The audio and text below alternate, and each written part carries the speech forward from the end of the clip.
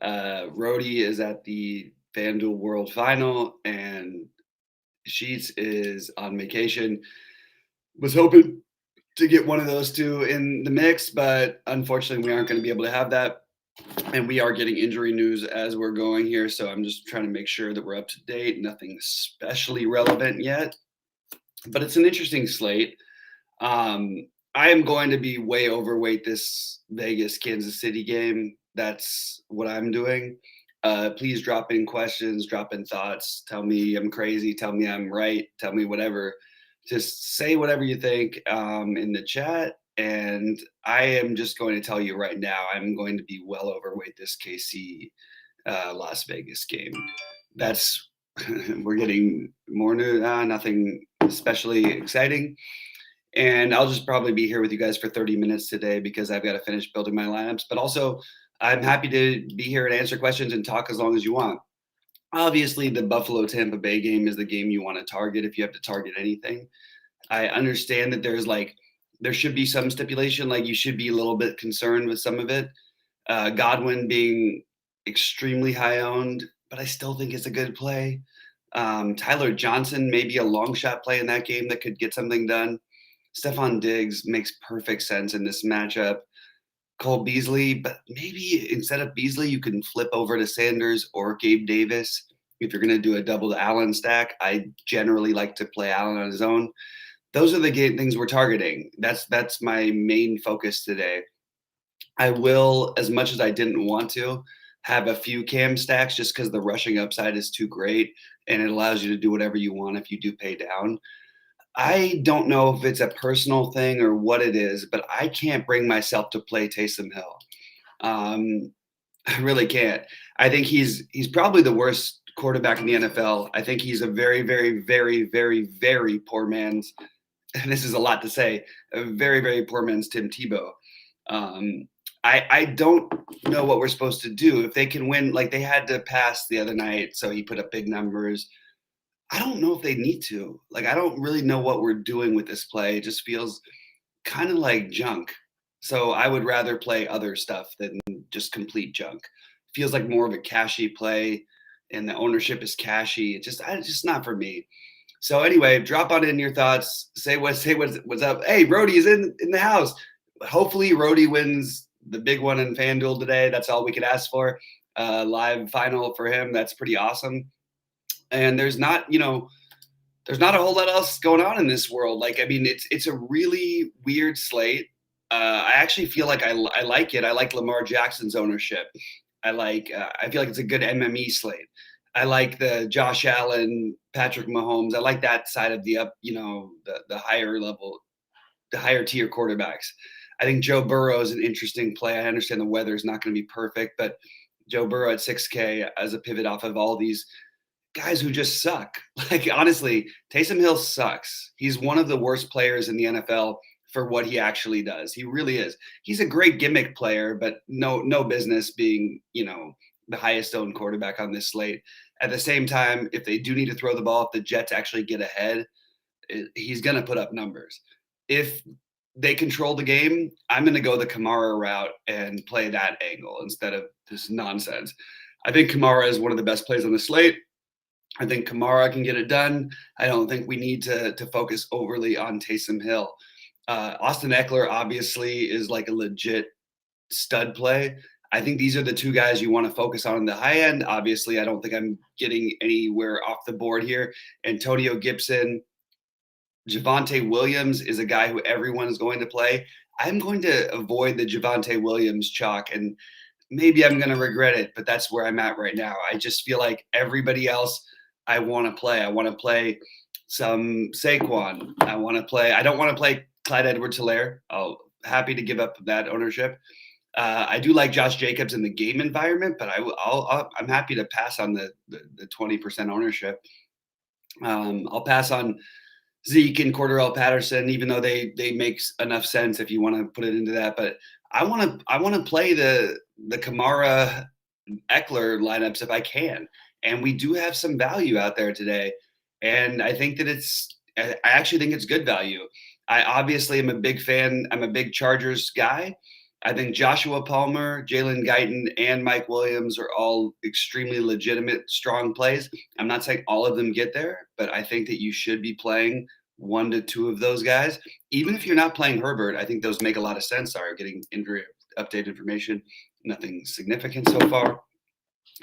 But that's where I'm at. I mean, I just don't see any reason we need to completely avoid something because it seems like, oh, it's too much. It's too much. Why do we want to play these guys? One to three of these guys is going to go off today. So I think you should have Jalen Guyton, Joshua Palmer, or Mike Williams, or all three or two. If all three, you'd probably need to have Herbert on that side. But I do think two of those guys actually make sense, even if you're not stacking the Chiefs. That's just my personal thinking. I'm also worried about the Seattle situation. I don't like that Metcalf picked up some ownership later in this week because I really wanted to play him, but I wanted to play him at low ownership. I'm still going to play some of them. I just don't feel good about the double-digit ownership in a situation that I feel like is extremely volatile. Those are the guys who are projecting the best as wide receivers, but I do think you want to try and get these Chargers guys in. And I think the best way to do it is to play them with these Chiefs. Like, look, it may not work every day, but it might work.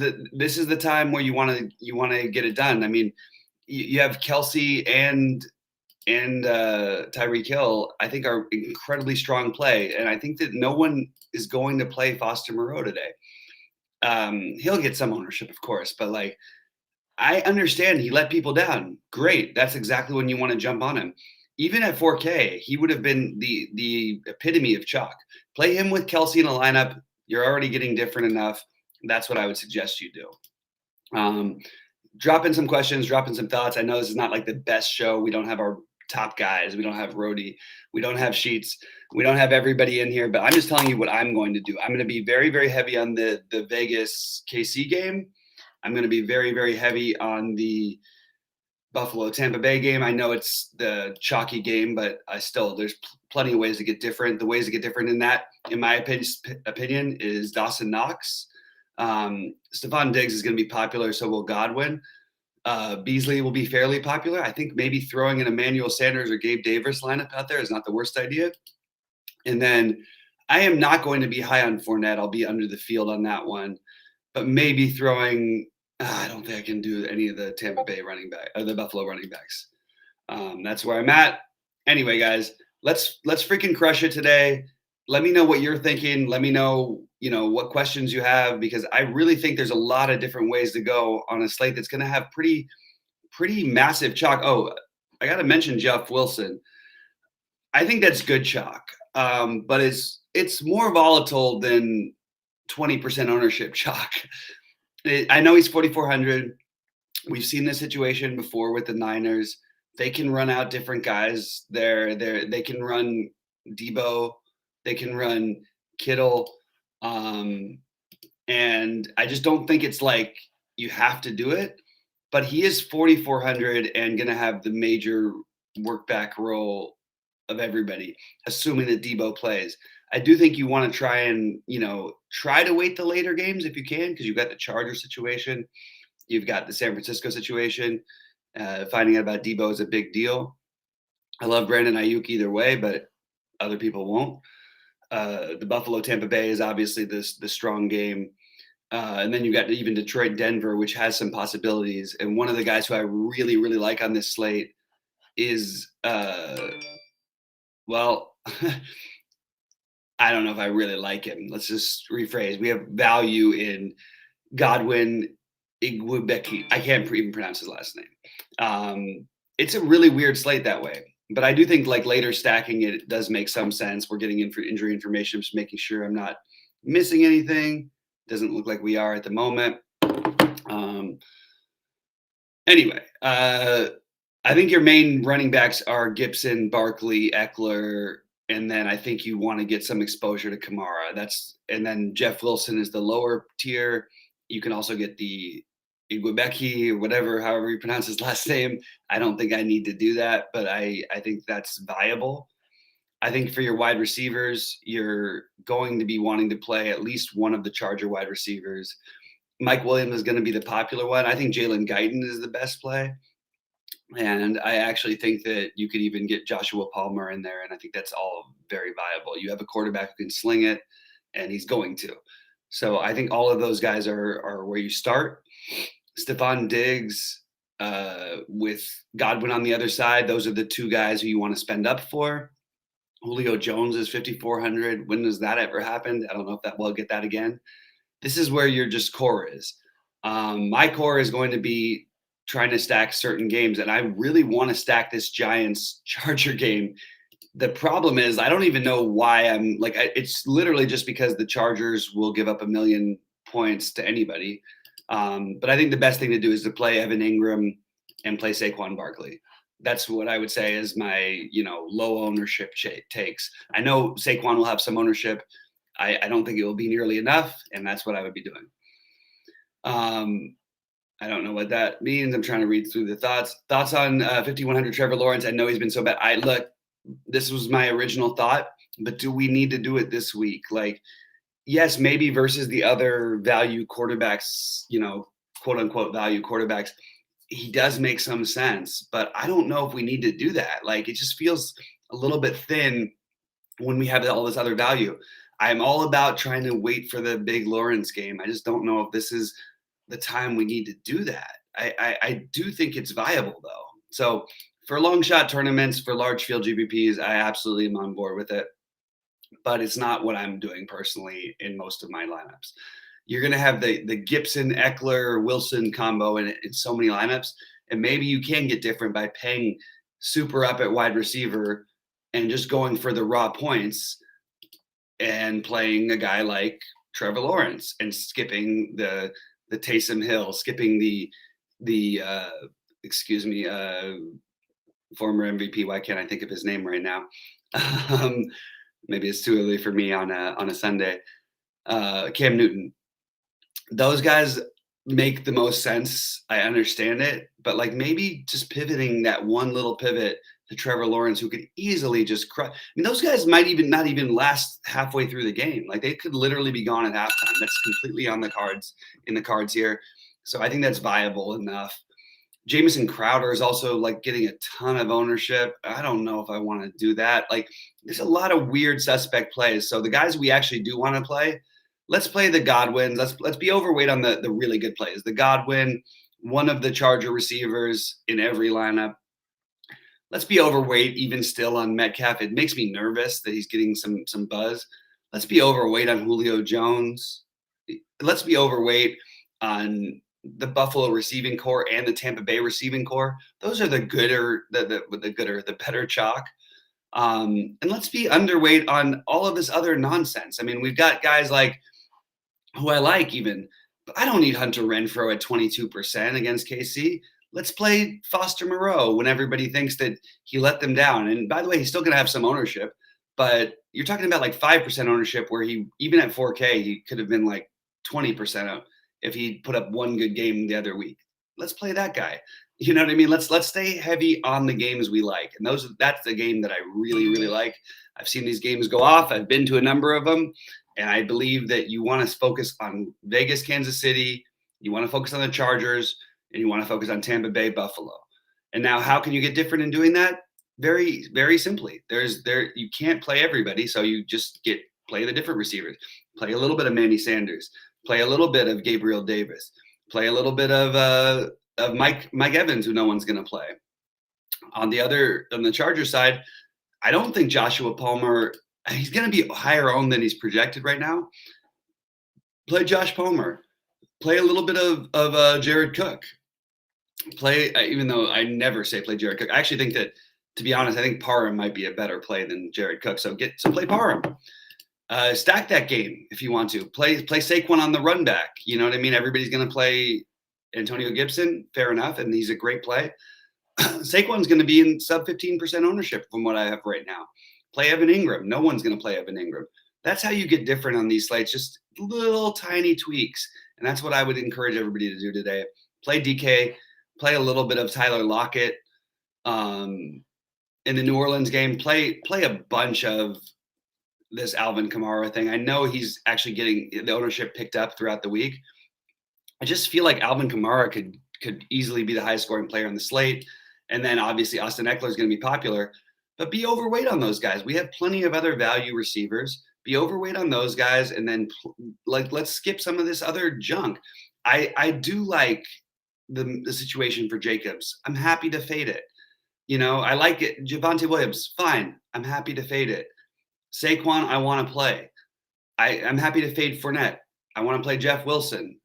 I know it sucks. Popular. I'll play the 3 most popular guys, and then I'll skip the guys just beneath them. I love the spot for Mixon. Probably going to fade it.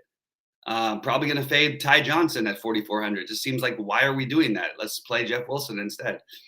Cordarrelle Patterson, fade it. Clyde Edwards-Helaire, fade it. That's my personal take. This is what I'm going to be doing. And I will be playing the lower owned guys here. I'll throw in some Nick Chubbs, you know what I mean, as a pivot off of Kamara. I'll throw in some Kareem Hunts. I know that sounds really thin, playing both, not together, obviously, but that's what I'm going to be doing. All I can do is tell you what I'm going to be doing. That's where I'm at. If you line up with Hill, Kelsey, Godwin, and Diggs, dude, great. That's awesome. That's really, really awesome stuff. I think that's really, really awesome. I hate this ultra chalky situation, but I think there's plenty of ways to pivot around all of these other stuff. Look, if you can get Hill, Kelsey, Godwin, and Diggs in the lineup, I don't even know what you're doing. Like, what did you do to your lineups?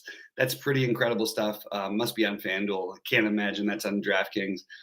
But I really, really like that. I mean, I really think there's some viability in playing double tight ends today. That's the other thing that I really want to come in hot with. I think you can play Gronk, Kelsey, O'Shaughnessy, Moreau, Hooper, Kittle. These guys, especially if you play like a Kittle-Kelsey lineup, I just don't think that combination is going to be owned anywhere.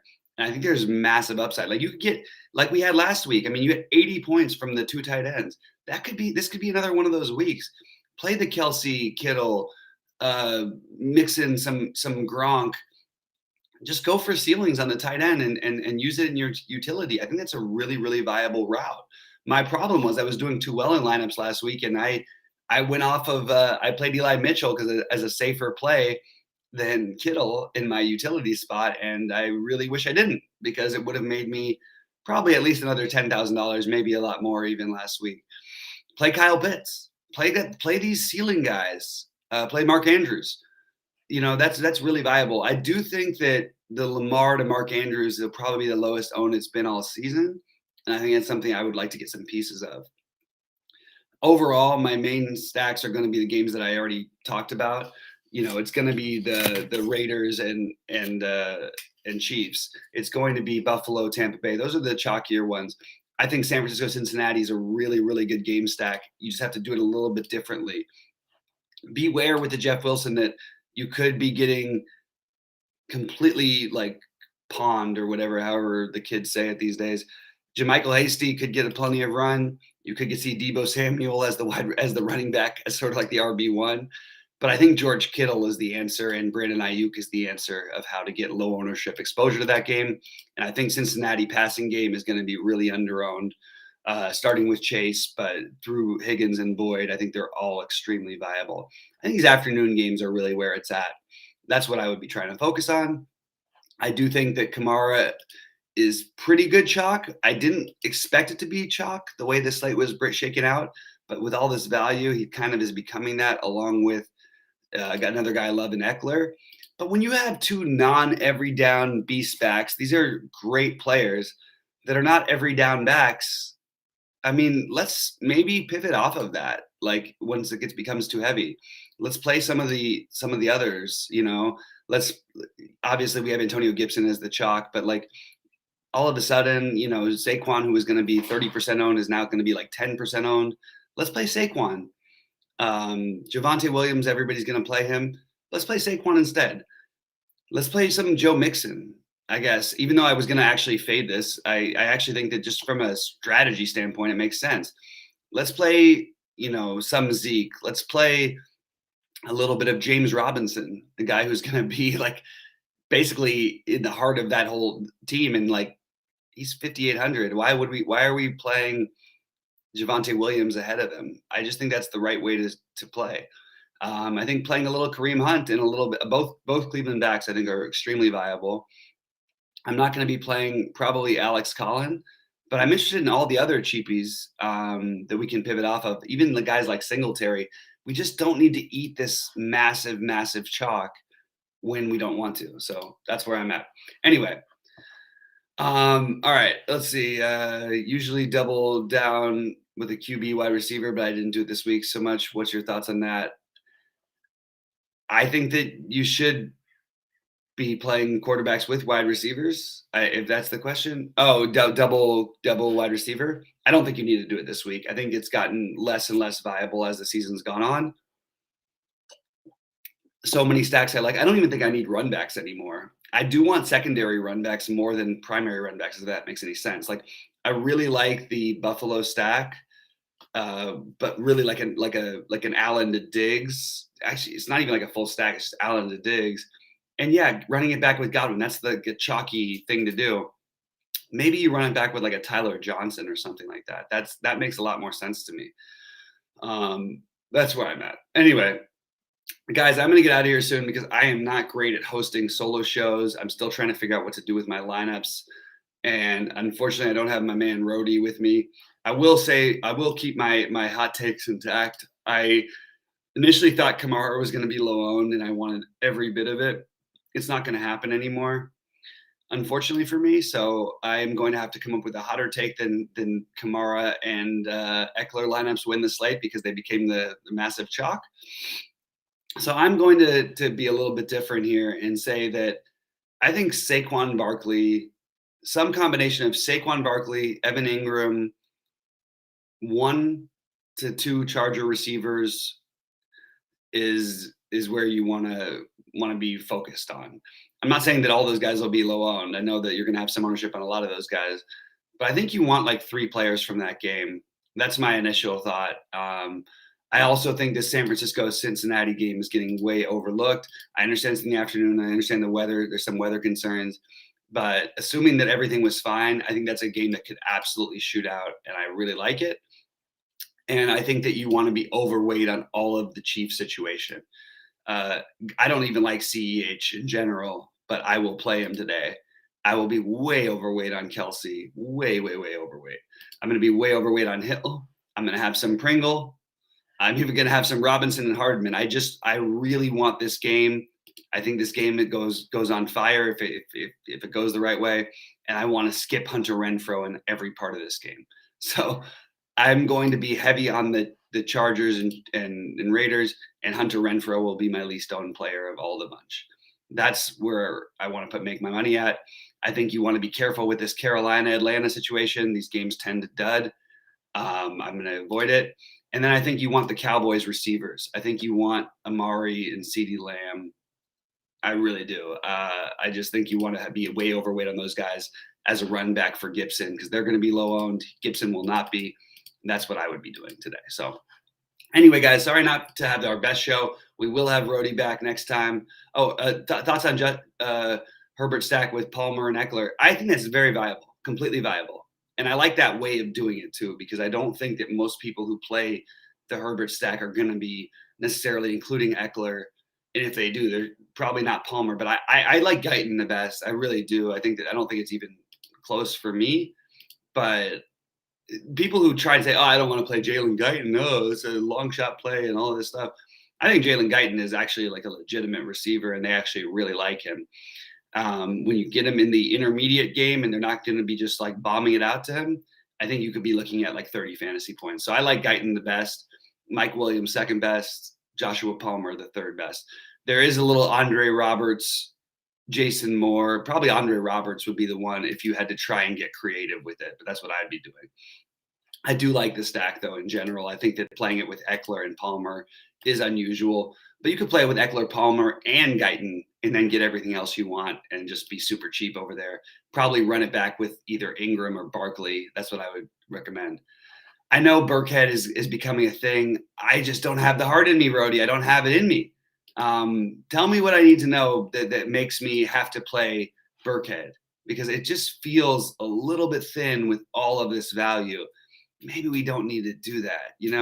That's where I'm at. But at the same time, I completely respect Rhodey's opinion, and if you can sell me on it, I'll take a look at it. I just cannot myself get around my head around it right now.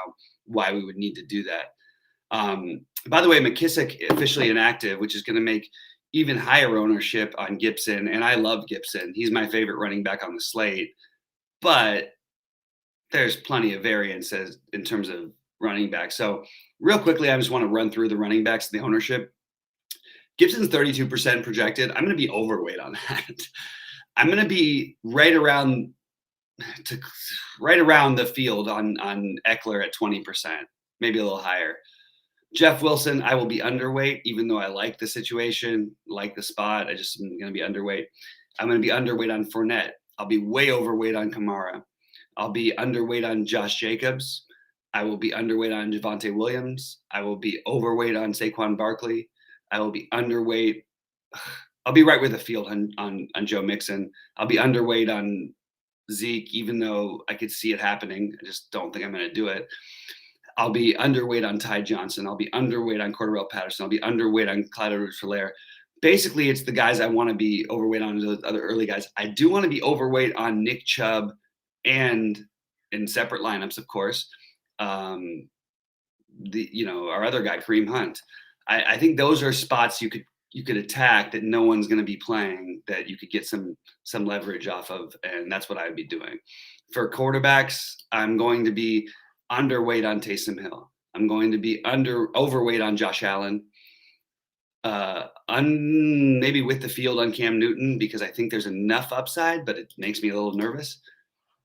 I'm going to be above the field on Herbert, below the field on Brady, above the field on Mahomes, below the field on Dak, or right with the field on Dak, I guess, above the field on Burrow, above the field on Lamar Jackson, below the field on Russell Wilson, below the field on Heineke, below the field on Bridgewater, below the field on Tannehill, below the field Trevor Lawrence. I might be with the field because he's like 3%, so I'll probably take that.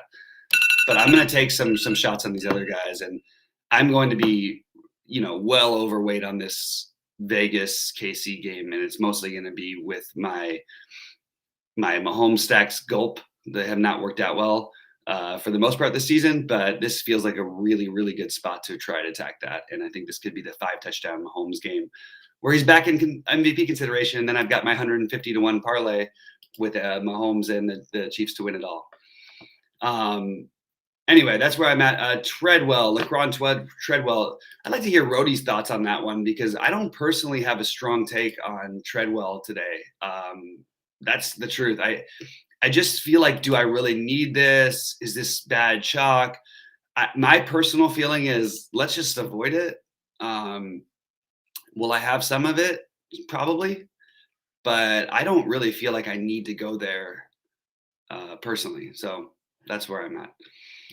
Anyway, guys, I'm going to get out of here. I have to go finish building my lineups.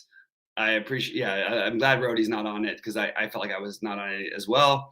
Oh, can you mention the best defense special teams? Yes, I will touch on that real quick before I get out of here. I like the chalky defenses you kind of want to avoid in general. The Panthers and Seahawks are going to be the most popular.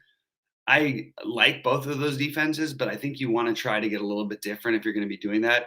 I think the Saints are the best defense if you can afford to. And I think you can afford to today. I don't usually love paying up for defenses, but the Saints have massive upside with their defense. Like, you could see like a 15-plus point game from a 3,600 defense, which we obviously would love. On the flip side, I really like the Jets defense against one of the worst players in football, and a guy who they have some weird love for. Taysom Hill is awful. He's just a terrible football player. He's a very, very poor man's Tim Tebow. So I don't mind taking a defense against him. If you're going to go cheap, I don't mind the Texans against Seattle in speculation. This is not the same Russell Wilson. This is not the same Seattle team that we're used to. It doesn't turn the ball over, doesn't make mistakes. You don't want to play defense against them, yada, yada, yada. The Giants against a Charger team that's depleted, I think that's viable as a spend down. The Washington football team versus Dallas is like a really weird one to play. but I kind of like it. Like no one's going to play it, and they're like the weird low end defense that no one will play. And defense, look, you make one play and you're good. That's really what you're looking for. I think the Bills have one of the best defenses in football, and they're 2,700 against Tampa Bay. I think that's really viable. I mean, we see Tom Brady even with his MVP-ish year. We see him turning the ball over, making huge mistakes. Like you saw what happened last week against Atlanta. I think that you could see this Bills defense feast on him if they can get a little bit of a pass rush. Maybe you get like 4 or 5 sacks. Maybe you get a couple turnovers, and who knows? Maybe one goes back to the house. So those would be the ones I would be focusing on. Anyway, guys, let's get it today. Good luck to everybody. Oh, Jags D. I'm with Rody on that one too. I think the Jags D is really legitimate option today. I actually think the Jags to win that game is like a long shot option that I really like. I don't think they're going to win this game. Like if you played it, whatever, they're not going to win it 70% of the time, but they'll win it enough to where it's viable. So I do like that. Anyway, good luck to everybody out there. Really appreciate all you guys. Rody, kick ass. Let's go win the big one in FanDuel, and let's make some freaking money, guys. I want to see some screenshots in the Discord today, and appreciate you all. Let's crush it.